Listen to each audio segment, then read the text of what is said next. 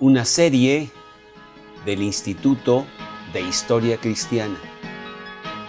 Un vistazo a la Reforma, por el Dr. Ken Curtis, presidente del Instituto de Historia Cristiana. ¿Qué ha hecho el hombre ahora? Pero padre, ¿no has oído? Este libro es el ataque de Wycliffe a la doctrina de la Iglesia, de la transubstanciación. ¿Contra la misa?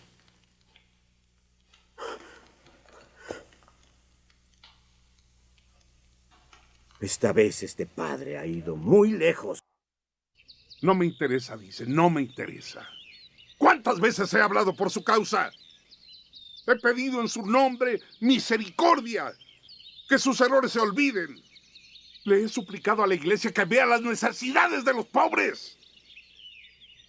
Y no solo la iglesia está censurándome, soy castigado por las autoridades civiles. La Corte Real desconfía de mí y dicen que no me interesa. Programa número 1, John Wycliffe, una antorcha que alumbra el lugar oscuro hasta que el día esclarezca y la estrella de la mañana salga en vuestros corazones. Segunda de Pedro 1:19. La gente que vamos a ver y los eventos que vamos a conocer tuvieron lugar hace cientos de años, pero son fundamentales, una base importante para el mundo que tenemos hoy en día. La influencia de estos eventos están claramente en nuestros días hoy. Vamos a empezar con Juan Wycliffe, conocido como la estrella de la mañana de la Reforma. Todos pensarían que la Reforma empezó con Martín Lutero en Alemania, pero no es así. Aquí en Oxford, Inglaterra, 130 años antes que Lutero, Juan Wycliffe explotó la bomba de los cataclismos que pronto se vendrían a llevar a cabo en esa época. Wycliffe era un profesor aquí en Oxford, Inglaterra. Él es reconocido como el más grande filósofo del siglo XIV. Sus enseñanzas y el redescubrir la Biblia para la gente común y corriente desató un movimiento que sencillamente no se podría parar. Wycliffe vivió en uno de esos momentos de la historia en donde literalmente podrías oler los cambios que ya se avecinaban. Si tú piensas que ahora tenemos problemas, y ciertamente los tenemos, pues piensa lo que debió haber sido en el tiempo de John Wycliffe. La plaga, la muerte negra, estaba por toda Europa. Esta terrible plaga acabó con casi la tercera parte de la población total. La guerra de los 100 años entre Inglaterra y Francia drenó la vitalidad de generación tras generación. Grandes tensiones económicas trajeron intranquilidad y revolución. Control de precios y de costos trajo que los campesinos literalmente se estuvieran muriendo de hambre. La Iglesia Católica había traído estabilidad y fuerza a través de esta edad medieval, había traído civilización a las tribus bárbaras de Europa, pero ahora aún la Iglesia estaba en desorden y en total crisis. En la cúspide de la carrera de Wycliffe, 1378, habría un gran sismo que vino a la Iglesia. 2 papas y aún 3 estaban peleándose por la supremacía del papado, y en medio de toda esta época caótica, Wycliffe regresó a los fundamentos de la Biblia, y de sus estudios, él concluyó que la Iglesia había corrompido las enseñanzas con superstición y que la Iglesia estaba mucho más interesada en la riqueza y el poder que en las enseñanzas de Jesús. Aquí ponemos un ejemplo de las prácticas que estaban llevando a cabo y que eran tan comunes en ese tiempo. Dios lo salve, Dr. Wycliffe. Caballeros. Buenos días. Buenos días. Hola. ¿Está por terminar sus tareas? Así es, señor. Este es un salteador de caminos. Ha robado a los viajeros de estos parajes desde hace meses. Pero le espera la cuerda de la horca. ¿Estos jóvenes son sus estudiantes, doctor? Sí, sheriff. Véanlo bien en la desgracia, jóvenes. Y recuerden el destino de los hombres que caen de la gracia de Dios. Por favor, ahorres esos insultos, sheriff. No he caído de la gracia de Dios. Mis pecados están tan perdonados como el de cualquier hombre en Inglaterra. ¡Silencio, perro! ¿Este buen doctor ha de escuchar tu blasfemia? Por favor, sheriff. Por favor, déjelo hablar. Estoy interesado en lo que tiene que decir. Dios lo bendiga.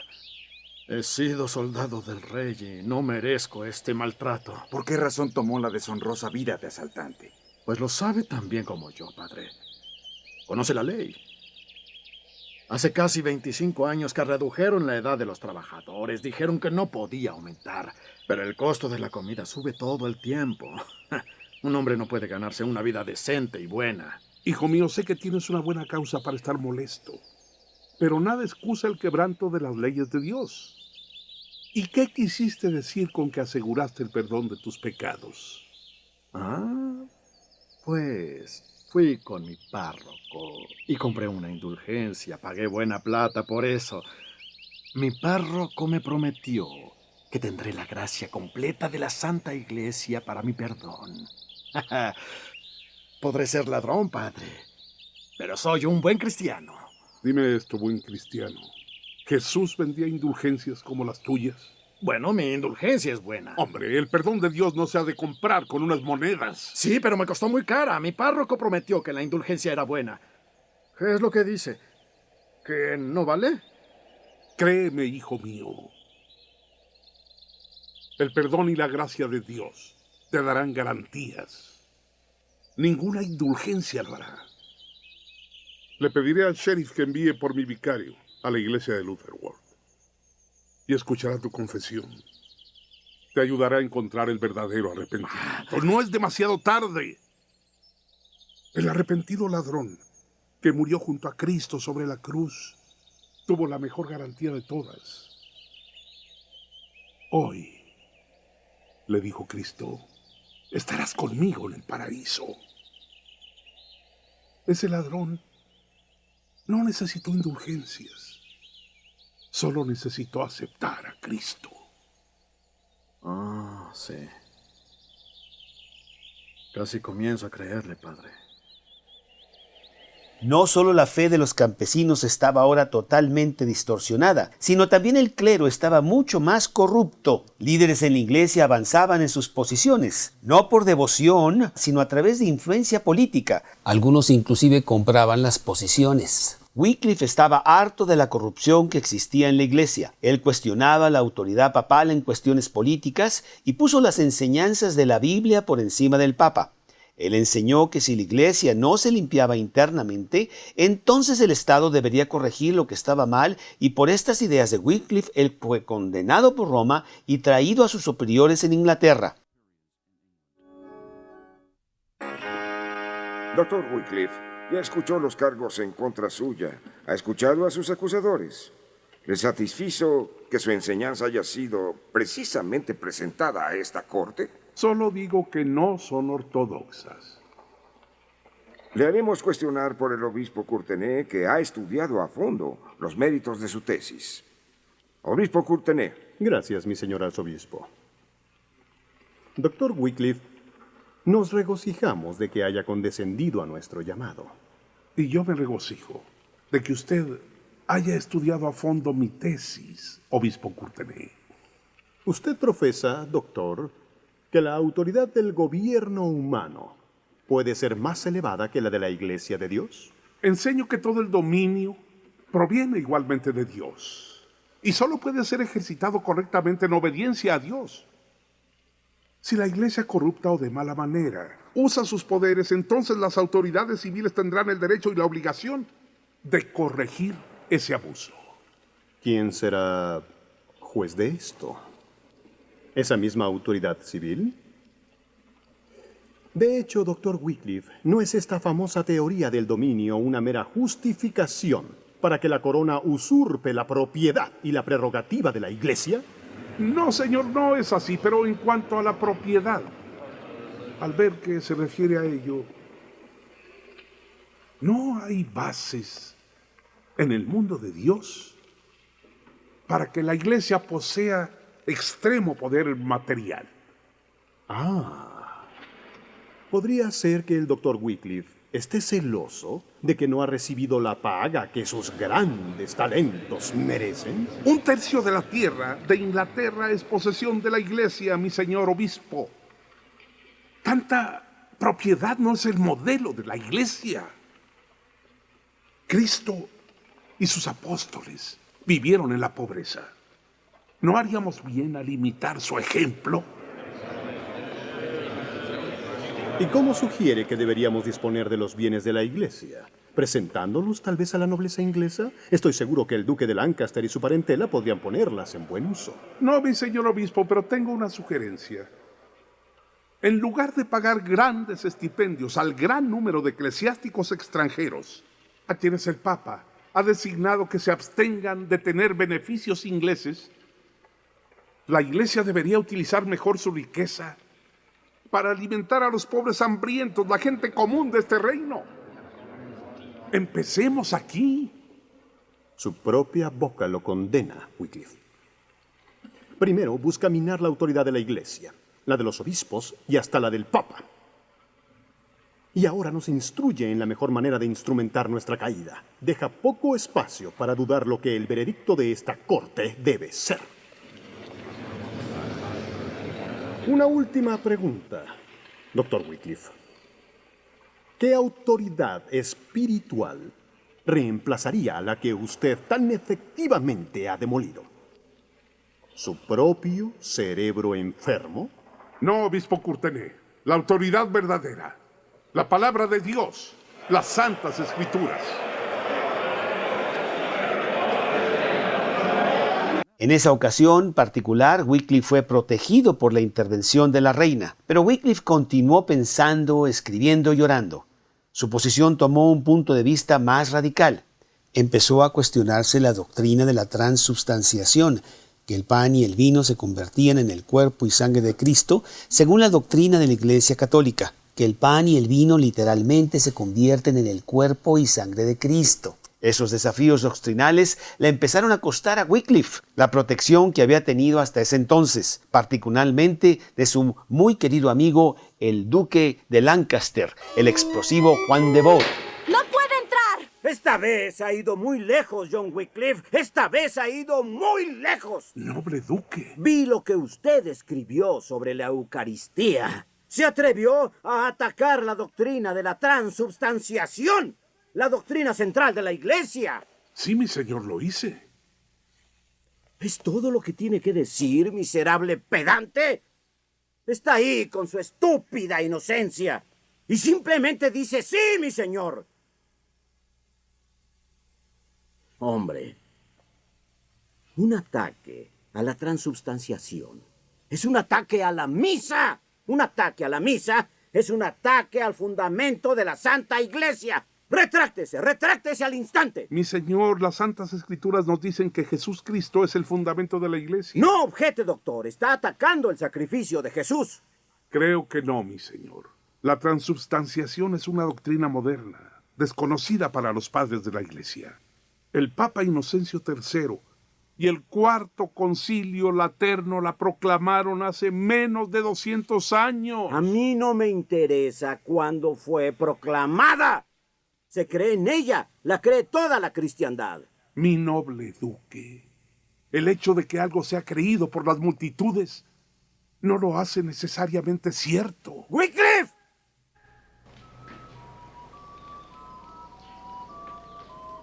El mundo de Wycliffe continuó desmoronándose. Él perdió todo el apoyo político y la jerarquía católica lo empezó a ver como un veneno mortal. Luego los campesinos trajeron una revuelta violenta y fue sofocada, pero como Wycliffe era conocido como simpatizante de sus aflicciones, sus enemigos trataron de culparlo a él de toda esta revuelta. En esta revuelta, el arzobispo de Canterbury fue muerto por los campesinos. El viejo oponente de Wycliffe, el arzobispo Courtney, fue el nuevo arzobispo y no perdió tiempo en irse contra Wycliffe. Su plan era destruirlo ahí mismo en Oxford, la base en donde Wycliffe estudiaba e investigaba.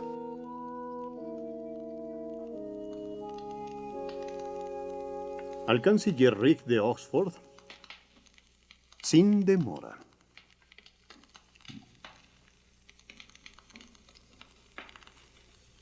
Ahora, John Wycliffe, veamos quién es el maestro.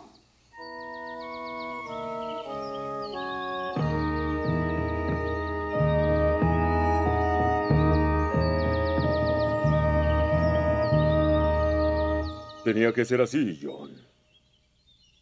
Desde mi asignación he peleado por la libertad de que enseñes en este lugar. Tu doctrina es condenada por la corte papal, ya es prohibida por la corte de Lambeth, pero no podía ser. Ambos sabemos eso. Courtenay ha nombrado un consejo de 12 para controlar la universidad. Mi autoridad tiene licencia de ese consejo. Ya dieron sus primeras órdenes. Ve por ti mismo. ¿Seré privado de todos los privilegios académicos? No deseo aceptar. Dios lo sabe. No tienes elección, canciller. Mientras que la universidad sea un brazo de la iglesia, no tienes elección. Si te resistes... Si me resisto, el Papa Urbano pondrá un interdicto en la universidad. La universidad perderá todos sus privilegios ganados. No perderé los míos. Precisamente. Aunque siento que ese será el fin del problema. Otras cabezas caerán. Estoy seguro. Probablemente la mía. No consideran que este lugar es el centro más grande de estudios del mundo cristiano. Solo quieren la conformidad y la obediencia apropiada. Se me prohibirá enseñar.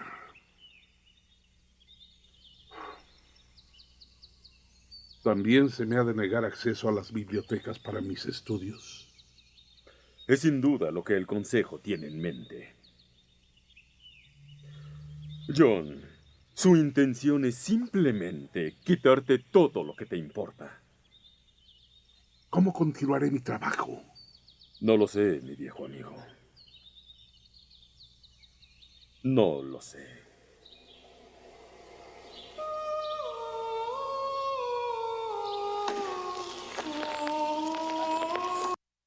Como muchas veces pasa, una gran pérdida trae también una gran oportunidad. El poder poner una vida en la balanza y empezar en otra dirección.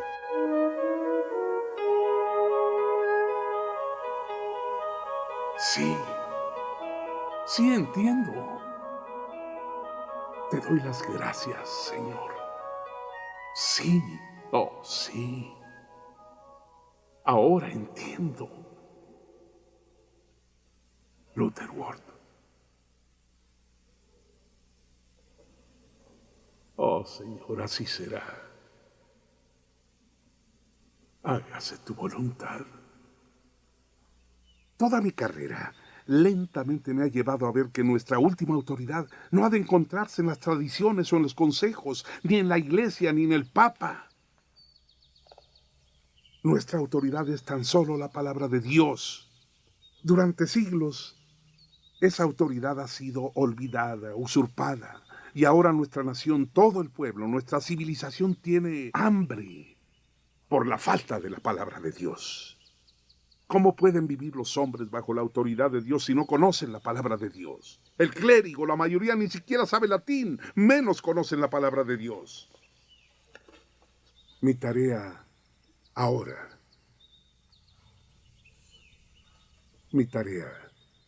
si deseas, Nicholas, John, si ustedes me lo permiten, es usar este exilio para traducir las Santas Escrituras, todas ellas al inglés. Nuestra lengua inglesa nativa, para que puedan escucharse y entenderse por todo nuestro pueblo.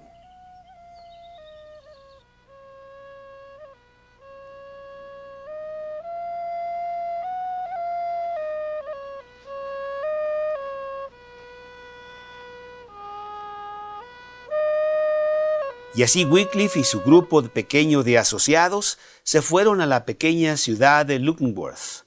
Wycliffe fue pastor de esta iglesia y partes de su estructura datan de los tiempos de Wycliffe. Aquí él y su grupo agarraron la monumental tarea de traducir la Biblia por primera vez al inglés. Ellos la tradujeron de la Vulgata de Jerónimo, la traducción autorizada de la Biblia del latín que venía del año 400, 1000 años antes. Mes tras mes, ellos con mucho fervor trabajaron cada palabra, cada frase, cada detalle meticulosamente investigado y rechecado. Y luego vino el importante momento de hacer copias para que pudiera circular entre toda la gente. Cada copia tuvo que ser hecha a mano. Cada copia adicional le tomaba a un experto cerca de 1 año en hacerla. Pero ellos persistieron y después mandaron decir que estaba terminado. pero no tomó mucho tiempo para que sus enemigos rápidamente reaccionaran. Ha sido condenado por una herejía. Se le prohibió presentar sus perniciosas doctrinas en el púlpito o escuela. Oxford ha sido limpiado de su influencia para que ya no sea un centro de herejía. Y sin embargo, este estudiado doctor aún es una espina en la carne de la Madre Iglesia. Por ahora, ¿qué sabemos? Que él y sus acólitos se han comprometido desde el momento que se fue a Lutherworth a traducir las Santas Escrituras a la común lengua inglesa.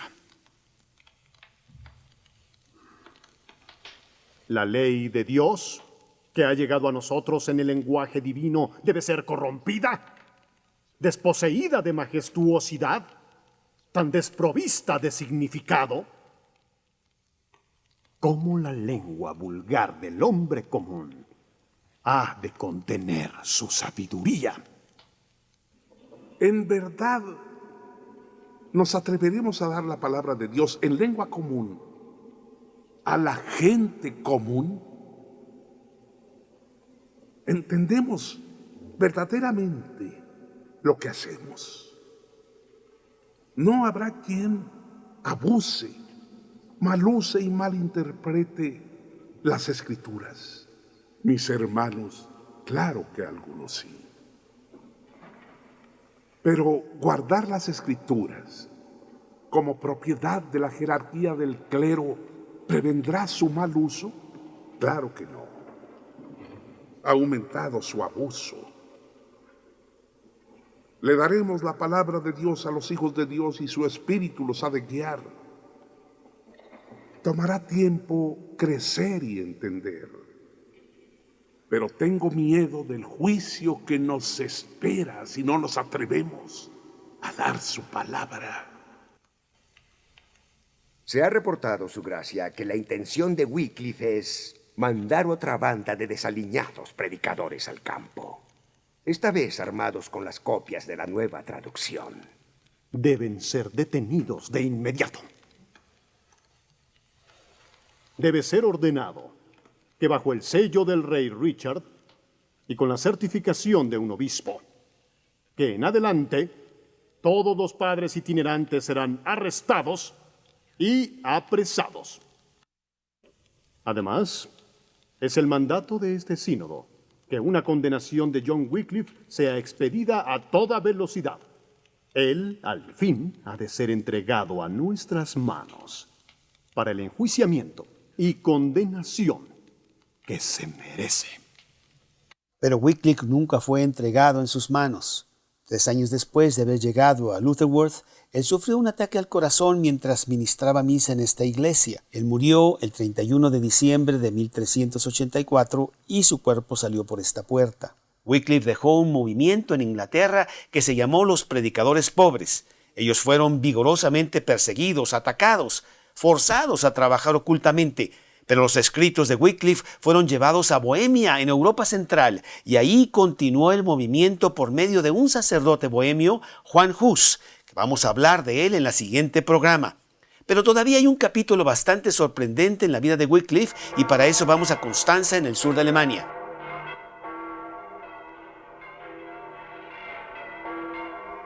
Esta es la Catedral de Constanza. Aquí los líderes y más prominentes personajes religiosos de toda Europa se reunieron para el más grande evento del cristianismo del siglo XV. Ellos habían venido para discutir sobre los problemas de la Iglesia, principalmente el problema de los varios papas peleando por la silla papal, y tener que vivir con las enseñanzas de Wycliffe porque en 1415, 31 años después de la muerte de Wycliffe, condenaron a Juan Hus y además decidieron que los huesos de Wycliffe fueran desenterrados y se quemaran. Pensaron que esto tal vez podría quitar su influencia y borrar su memoria, pero no pasó así. Acerca de Wycliffe, la crónica Fuller escribe las siguientes palabras. Quemaron todos sus huesos y los enviaron a Swift, un riachuelo cercano al lugar. Así, este riachuelo envió sus cenizas a Avon, de Avon a Severn, de Severn a los mares estrechos y los mares estrechos al ancho mar. Y así las cenizas de Wycliffe son el emblema de su doctrina, que ahora se ha dispersado por todo el mundo.